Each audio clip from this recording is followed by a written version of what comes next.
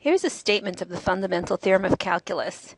Now, initially, we defined this symbol as being equal to this area. And then the fundamental theorem of calculus says that we can actually calculate this area by taking the antiderivative of little f, which we call big F, evaluating it at b, and evaluating it at a, and subtracting the 2. Okay, so here we just say that capital F prime of x is equal to little f of x. That is, capital F is the antiderivative of small f. All right, now we start with the definition of the derivative. Okay, so we have it here. All right, and okay, we're going to use that in the proof. And this is just what I call a sketch of the proof. It's not going to be very precise. All right, so let's say that for h small,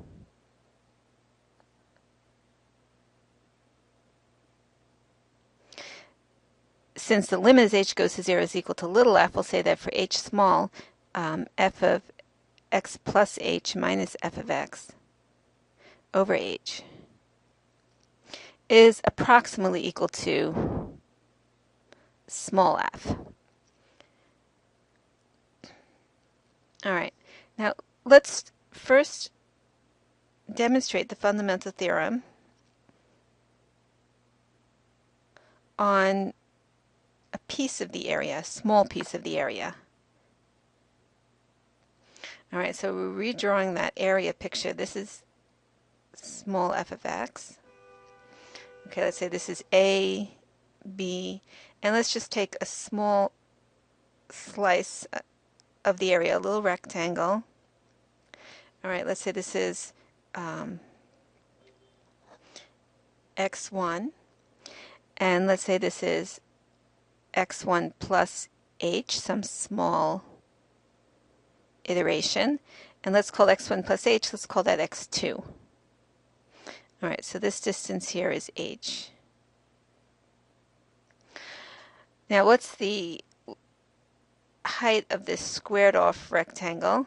All right, so the height is f of x1.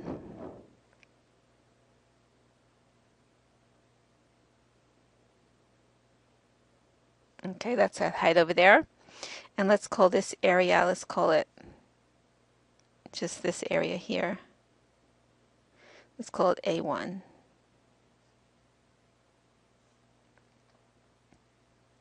So A1 is approximately equal to this height times this base, f of x1 times h. Okay, it's approximate because we have a little bit extra here on top.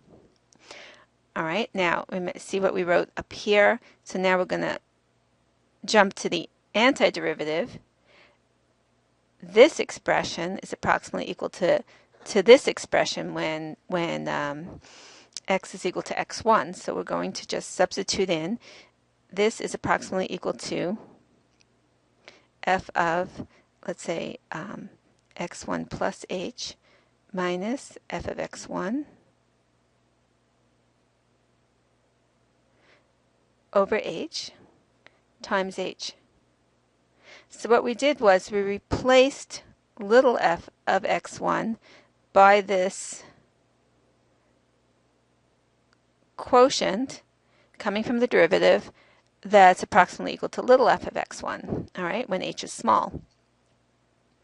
All right, now let's just write this is equal to x1 plus h is x2, so this is equal to f of x2 minus f of x1.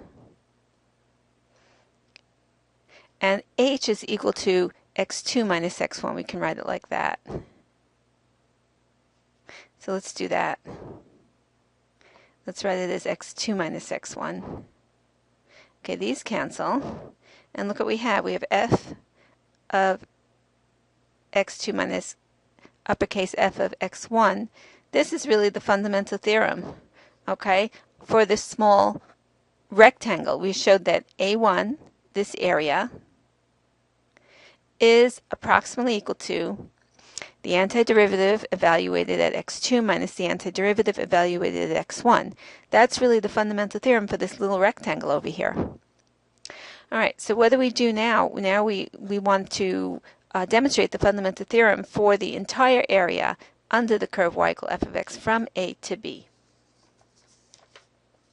All right, so we divide that area up into a few rectangles. I'm going to stick to 3. Okay, here we have the area divided into 3 rectangles. Each base is the same length. Okay, so we have x1 minus x0 is the same as x2 minus x1. So this area is equal to a0 plus a1 plus a2. And now we're going to start our approximation. All right, a0, well, let's just look at this approximation. This is approximately equal to a1.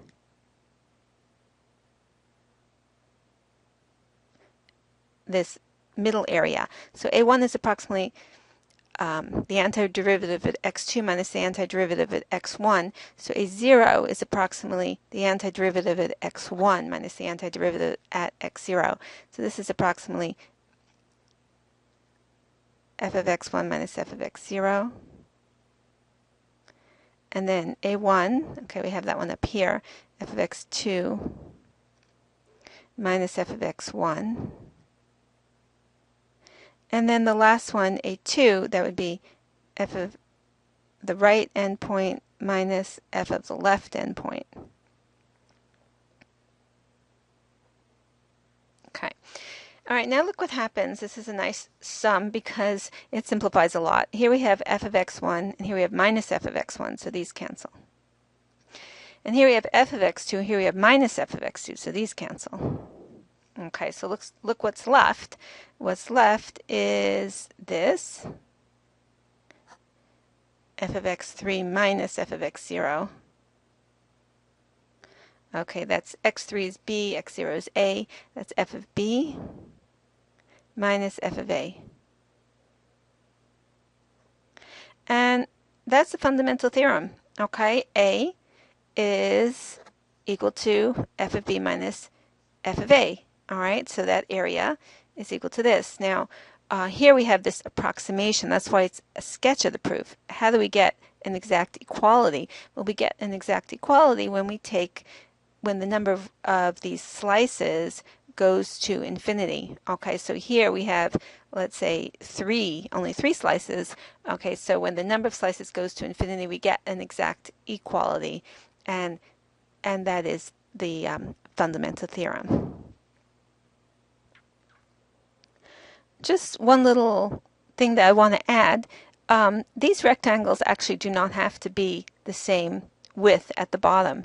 As long as these are the number of rectangles goes to infinity and their widths go to 0,